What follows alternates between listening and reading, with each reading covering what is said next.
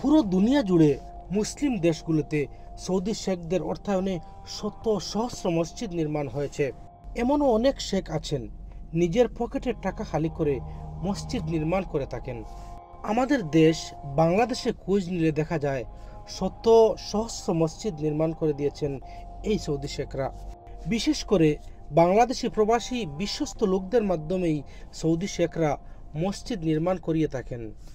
খুদ তাদের নিজ দেশে কত মসজিদ নির্মাণ করে দিয়েছেন একজন শেখ, তা হিসাব মেলানো মুশকিল। প্রিয় দর্শক, আজ এরকম এক মসজিদে আসলাম যেটি নির্মাণ করেছেন এই এলাকার একজন বিশিষ্ট শেখ, যার নাম হচ্ছে শেখ ফাহাদ বিন আব্দুর রহমান বিন ফাহাদ আল দাখিল। তিনি এমন বিশাল বিশাল কত মসজিদ যে নির্মাণ করেছেন তা সঠিক কারও জানা নেই।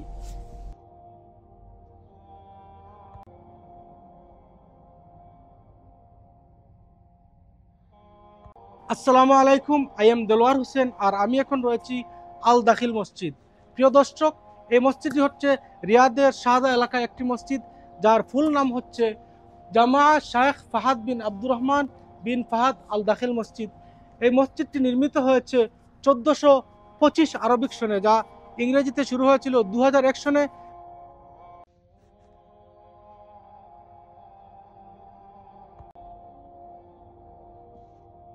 প্রিয় দর্শক, এই মসজিদে আমি এখন প্রবেশ করছি।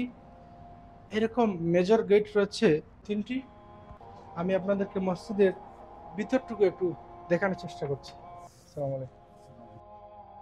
মসজিদটির ভিতরে ঢুকলে যেন প্রাণটা জুড়িয়ে যায়, মনে হয় নামাজ শেষে আর কতক্ষণ বসে থাকি।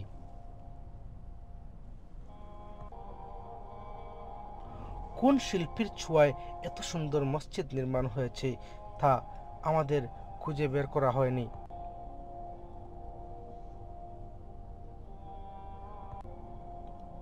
চতুর্দিকে শৈল্পিক কারুকার্য আর মনোমুগ্ধকর ওয়ালগুলোর কাজ দেখে আসলে বলবার মতো নয়।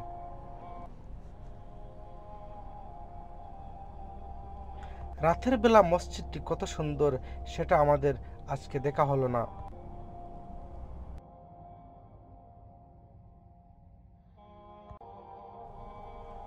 শত শত বাতির ভিতরে একজন বাতি রয়েছে ডানা মেলে, সেটি জ্বললে যেন মসজিদটি আরো কত সুন্দর লাগবে।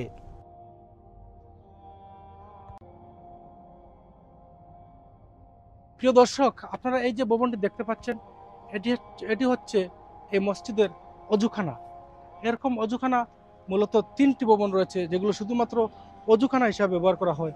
এটি হচ্ছে পুরুষদের জন্য অজুখানা, ওই সাইডে রয়েছে আবার মহিলাদের জন্য আলাদা অজুখানার ব্যবস্থা।